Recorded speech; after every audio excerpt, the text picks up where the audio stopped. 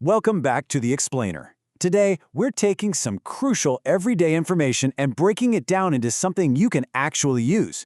We are focusing on a literal life-saving survival guide, navigating a flat tire emergency.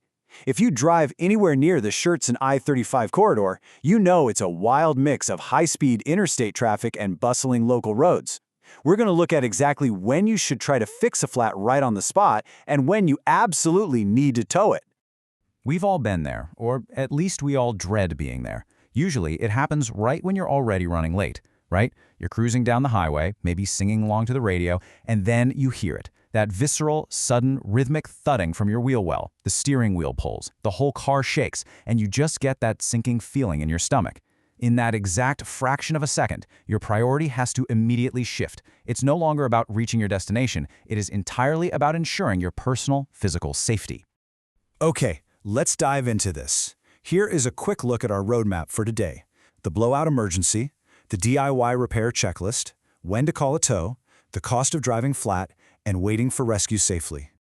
All right, starting right off with Section 1, the blowout emergency. So here's the fundamental mental shift you've got to make literally the second it happens. Your destination? Yep, that is officially on pause. The moment that tire blows on a super busy corridor like I-35, your one and only priority is getting to a secure spot so you can make your first major choice. Do I attempt to repair or do I call for rescue? Moving right along to Section 2, the DIY repair checklist. Okay, before you even think about grabbing a wrench, there are 3 totally non-negotiable steps. Step 1, solid, flat ground. A jack can incredibly easily slip on gravel or slanted asphalt, and trust me, the results of that are catastrophic. Step 2, proper equipment. You need a fully inflated spare, a functional jack, and a matching wrench.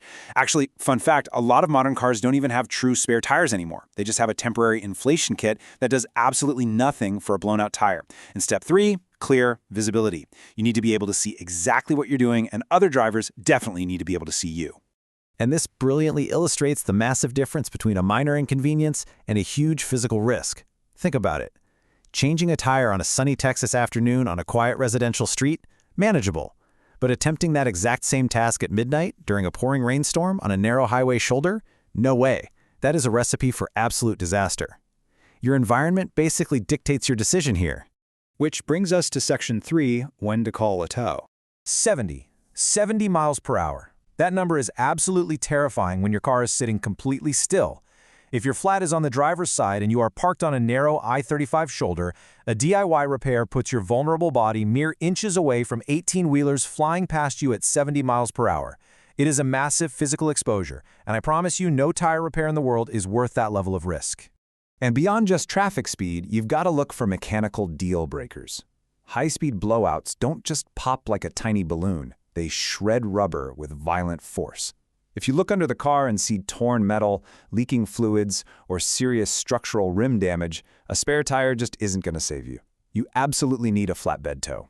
Also, if you're driving something heavy, like a loaded delivery van or a commercial fleet vehicle, standard passenger jacks aren't going to cut it.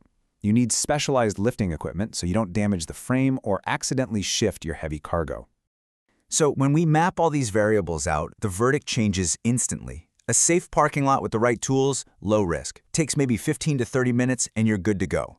But notice how just a missing spare, heavy rain, or a narrow shoulder immediately spikes your safety risk to high or even extreme. When you hit those risk levels, the answer is totally unanimous across the board. Call a tow.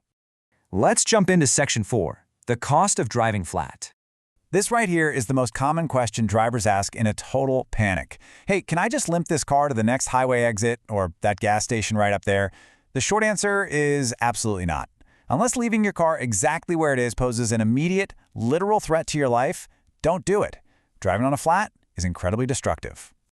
Here's the thing.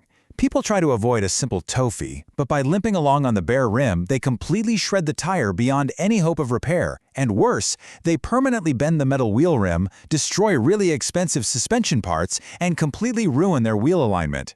You're basically taking a $50 inconvenience and transforming it into a massive, multi-part mechanic bill. It simply isn't worth it.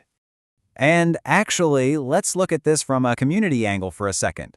For property managers out in Schertz, having an abandoned car sitting on flats in prime tenant parking is a massive headache.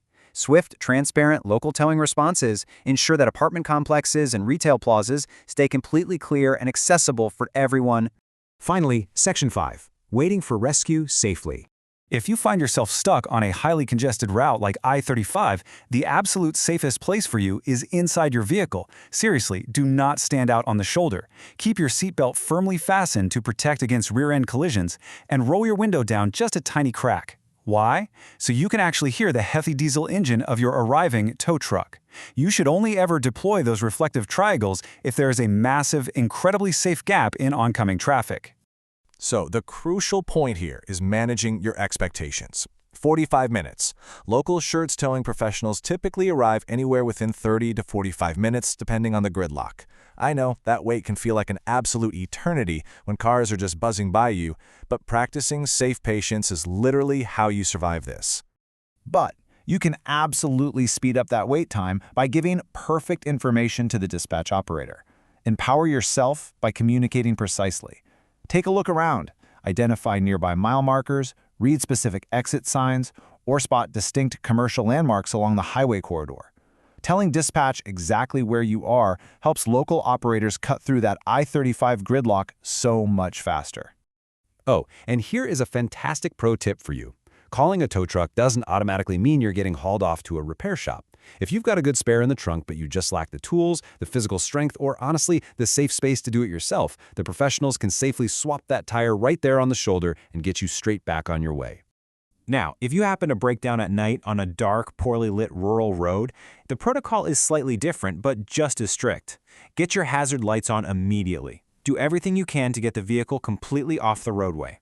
Then stay inside, lock your doors, and just wait. If you do have a flashlight and can safely place a reflective triangle, it massively improves visibility for the arriving responders so they don't miss you in the dark. All right, I want to leave you with this final kind of provocative thought before you wrap up this explainer. Do you actually know what is in your trunk right now? I mean it. Do you have a real spare tire or just a useless can of sealant? Do you have the right wrench or reflective triangle? Go check your vehicle's equipment today, right now, before you ever hear that dreadful rhythmic thudding out on the highway. Being prepared is what turns a highly dangerous emergency into just a simple delay. Thanks so much for joining me to walk through this, and please stay safe out there on the road.